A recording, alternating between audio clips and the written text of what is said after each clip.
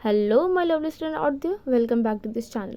तो आज हम पढ़ने वाले हैं पार्ट्स ऑफ स्पीच का छठा भाग, जो कि है प्रीपोजिशन। इससे पहले हम 5 part noun, pronoun, adjective, verb, adverb पढ़ चुके हैं। तो चलिए आज शुरू करते हैं पार्ट्स ऑफ स्पीच का छठा पार्ट, जिसका नाम है प्रीपोजिशन। सबसे पहले हम समझते हैं प्रीपोजिशन होता क्या है। वह शब्द जो संज्ञा या सर्वनाम के पहले आता है और उस नाउन या प्रोनाउन का संबंध वाक्य में दूसरे शब्दों के साथ कराता है या दर्शाता है, उसे हम प्रीपोजिशन कहते हैं। प्रीपोजिशन एक वर्ड है, शब्द है, और इसका काम है संबंध बताना। किसके साथ संबंध बताना? जब भी हम कोई सेंटेंस लिखते हैं तो उसमें एक वर्ड नहीं होता, 2 वर्ड नहीं होता, मोर देन 2 वर्ड्स होते हैं। तो 2 या 2 से ज़्यादा वर्ड होता है तो वो क्या करता है कि एक वर्ड का यानी नाउन या प्रोनाउन के पहले आता है, और जिसके पहले आता है ना, उसी का संबंध वाक्य में दूसरे शब्दों से कराता है। अगर मैंने कहा I am teaching about cell, मैं कोशिका के बारे में पढ़ा रही हूँ, तो ये अबाउट किसके पहले आया है? सेल। सेल क्या है? सेल एक नाउन है और सेल के पहले अबाउट आया है, और ये पूरा सेंटेंस में ये पता चल रहा है कि मैं किसके बारे में बात कर रही हूँ। मेरा है कोशिका से, तो ये अबाउट नाउन के पहले आया और उसका संबंध दूसरे शब्दों से करा दिया। I am teaching about cell. Preposition की एक खासियत होती है, ये जिस नाउन या प्रोनाउन के पहले आता है ना, उसी का रिलेशन, उसी का संबंध वाक्य में दूसरे शब्दों के साथ करवाता है। अब हम इसका एग्जाम्पल देखते हैं। इसका बहुत सारे एग्जाम्पल है। In, into, before, after, between, among, on, with, without, by, at, over, above, to, from, under, behind, in front of, through, within, beyond, ETC। यहाँ पे ख़त्म नहीं होता, ये और भी है, जैसे कि देन है, अबाउट है, और भी कई सारे प्रीपोजिशन हैं। अब हम एक एक करके सारे प्रीपोजिशन के बारे में समझेंगे। कई बार क्या होता है, इनका मतलब हम अंदर के सेंस में कर लेते हैं। किसी चीज़ के बारे में बताना होता है कि कोई चीज़ अंदर है, तो वहाँ पे हम इन लगा देते हैं। कभी इनटू आ जाता है, कभी अंदर के लिए जो है वो हम अंडर का प्रयोग कर लेते हैं। तो इसके बारे में हम 1 बाय 1 करके करते हैं। तो चलिए शुरू करते हैं, प्रीपोजिशन को एक एक करके समझते हैं। तो सबसे पहले हम पढ़ते हैं यूजेस ऑफ ऑन। ऑन का उपयोग हम कई कॉन्टेक्स्ट में, कई संदर्भ में, अलग अलग वाक्यों में अलग अलग हिसाब से करते हैं। जैसे कि कभी ऑन का प्रयोग हम को चालू करना के संदर्भ में करते हैं, तो कभी कोई चीज़ अगर ऊपर है और सटी हुई है, यानी वो स्पर्श हो रहा है, छू रहा है किसी न किसी चीज़ से, तब करते हैं। या फिर कई बार हम जो है वो दिन के नाम के पहले भी ऑन का प्रयोग करते हैं, जो मैंने यहाँ नहीं लिखा है। जब हम प्रीपोजिशन ऑफ टाइम पढ़ेंगे तब हम उसमें पढ़ेंगे कि दिन का नाम में कौन सा प्रीपोजिशन लगेगा, और डे रहेगा तो कौन सा लगेगा, ईयर रहेगा तो कौन लगेगा, मंथ रहेगा तो कौन लगेगा। तो वो मैंने भी यहाँ पे नहीं लिखा है। सबसे पहले मैंने लिखा है कि ऑन को चालू करना, यानी कि किस कॉन्टेक्स्ट में, किस अर्थ में, तो चालू करना के अर्थ में। इंस्ट्रूमेंट, यंत्र को इंग्लिश में क्या कहते हैं? इंस्ट्रूमेंट के पहले। जैसे कि कई बार हम कहते हैं please switch on the fan, switch on the TV, switch on the bulb, switch on the radio. तो यहाँ पे किसका प्रयोग होगा? कौन? इंस्ट्रूमेंट के पहले चालू करना के अर्थ में। कहते हैं ना यार पंखा चालू कर देना, यार ज़रा टीवी चालू कर देना, तो स्विच ऑन द टीवी, कि टीवी की स्विच को क्या करो? ऑन करो, यानी उसको चालू करो। तो यहाँ पे हम को चालू करना के अर्थ में ऑन का प्रयोग करते हैं। दूसरा हमारा है के ऊपर। कोई चीज़ ऊपर हो, लेकिन इसके लिए कंडीशन ये है, शर्त ये है कि वो स्पर्श कर रही हो। स्पर्श का मतलब होता है छूना, कि वो किसी न किसी चीज़ से क्या हो? सटी हुई हो, सटा हुआ होना। जब वो सटी हुई होगी तभी, वरना ऊपर का एक और होता है ओवर, एबव भी होता है, उसके बारे में भी हम पढ़ेंगे। तो कोई चीज़ अगर सटी हुई होगी और ऊपर होगी तब हम कौन सा प्रयोग करेंगे? प्रीपोजिशन। उस कंडीशन में हम करेंगे ऑन प्रीपोजिशन का उपयोग। जैसे कि I was sitting on the chair, मैं कुर्सी पे बैठी हुई थी।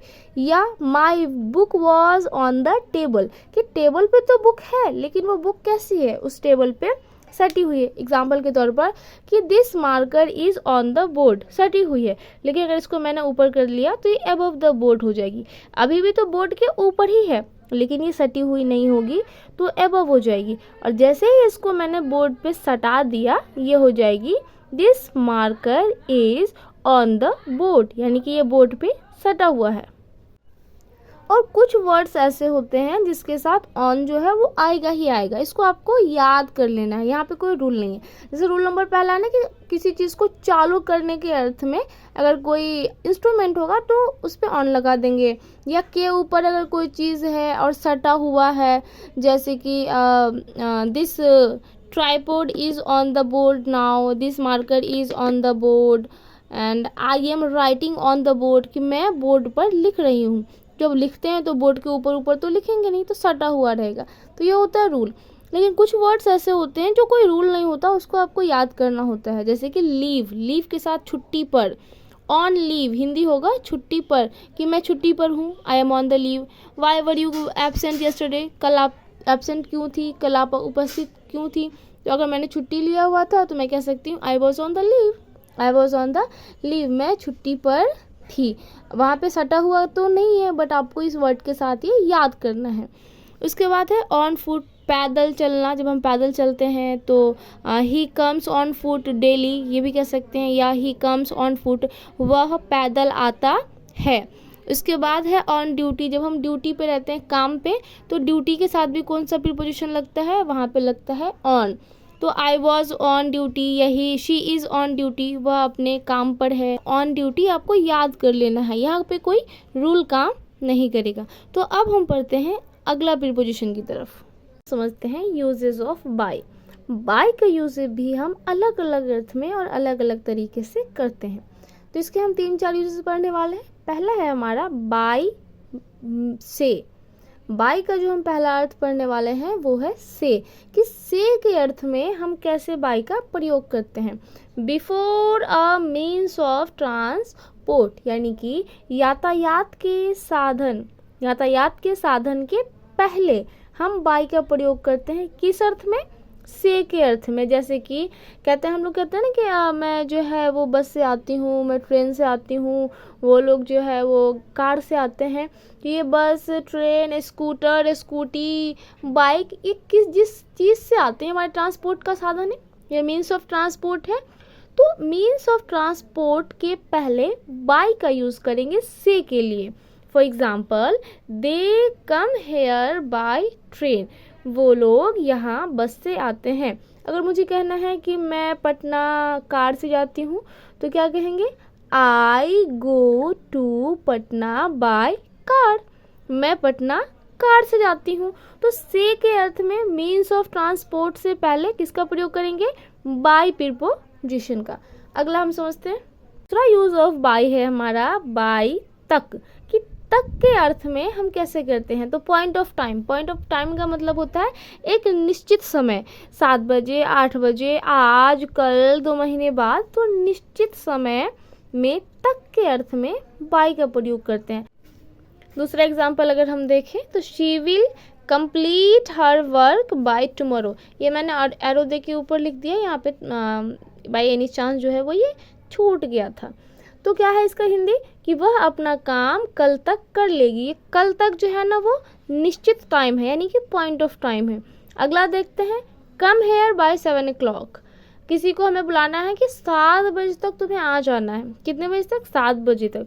तो हम उसे बोलेंगे come here bye 7 o'clock। Please भी लगा सकते हैं कि कृपया 7 बजे तक आ जाना, please come here bye 7 o'clock। या 8 बजे तक चले जाना, तो go from here bye 8 o'clock। निश्चित समय के लिए तक के अर्थ में किसका प्रयोग करते हैं, बाय का प्रयोग करते हैं। अगला यूज ऑफ हम बाय देखते हैं, के नज़दीक, कोई चीज़ जो किसी के निकट होती है, नज़दीक बोल लीजिए या फिर समीप बोल लीजिए, तो उसके लिए भी हम किसका प्रयोग करते हैं, बाय का। There is a mosque by the river, नदी के किनारे एक मस्जिद है। अब ये देयर इज जो है यहाँ पे इंट्रोडक्टरी है, यहाँ पे देयर का मतलब वहाँ नहीं होगा, ये इंट्रोडक्टरी है, इसके बारे में हम लोग पढ़ेंगे। इसका हिंदी होगा कि नदी के किनारे एक मस्जिद है। अगला यूजेस ऑफ बाय देखते हैं, चौथा, बाय का हम के द्वारा के अर्थ में भी प्रयोग करते हैं।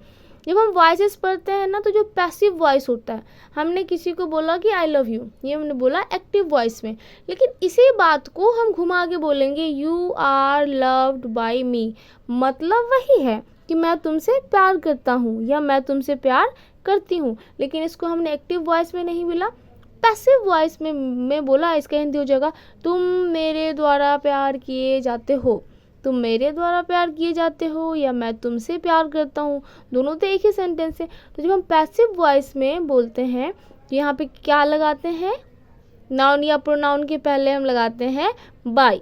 तो ये है हमारा यूजेस ऑफ बाय। अब हम पढ़ते हैं अगला प्रीपोजिशन विद।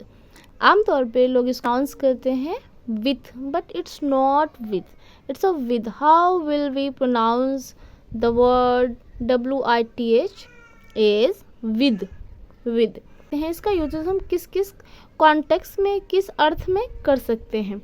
तो पहला अगर हम देखेंगे, विद का प्रयोग हम अलग अलग कॉन्टेक्स्ट में अलग अलग तरीके से करते हैं। जैसे कि विथ से के अर्थ में हम किसी भी टूल्स से पहले करते हैं। अगर मैं अभी इस बोर्ड पे लिख रही हूँ तो मेरे लिए टूल्स क्या है, मेरे लिए टूल है मार्कर। तो मैं इसका क्या करूँगी, I am writing with a marker, यानी कि मैं एक मार्कर से, यानी मैं मार्कर से लिख रही हूँ। तो मैं किस टूल का इस्तेमाल कर रही हूँ, मैं मार्कर का इस्तेमाल कर रही हूँ लिखने के लिए। तो ये मैंने विद जो यूज़ किया, ये विद मैंने किस कॉन्टेक्स्ट में यूज़ किया, तो से के कॉन्टेक्स्ट में, से के अर्थ में कि मैं मार्कर से लिख रही हूँ। अगर हम चम्मच से खाते हैं, अगर हमें खीर खाना होगा तो हम चम्मच से खाएंगे, तो चम्मच वहाँ पे क्या हो जाएगा, खाने के लिए टूल हो जाएगा। तो चम्मच के लिए हम क्या करेंगे, with a spoon, with a spoon, यानी कि ए लगाएंगे क्योंकि स्पून काउंटेबल नाउन है, और स्पून के साथ कौन सा प्रीपोजिशन आएगा, विद आएगा, कि मैं चम्मच से खा रही हूँ। तो आई एम ईटिंग फ्रॉम चम्मच, I am eating from spoon, no, I am eating with a spoon. उसके बाद अगर हम सब्जी काट रहे हैं, chop the vegetable, I am chopping the vegetable with a knife, यानी कि मैं चाकू से सब्जियां या सब्जी को काट रही हूँ। विद का प्रयोग हम के साथ के अर्थ में किसी भी नाउन या प्रोनाउन के पहले करेंगे। Example, she walks with me, वह मेरे साथ टहलती है। I am not coming with you, मैं तुम्हारे साथ नहीं आ रही हूँ।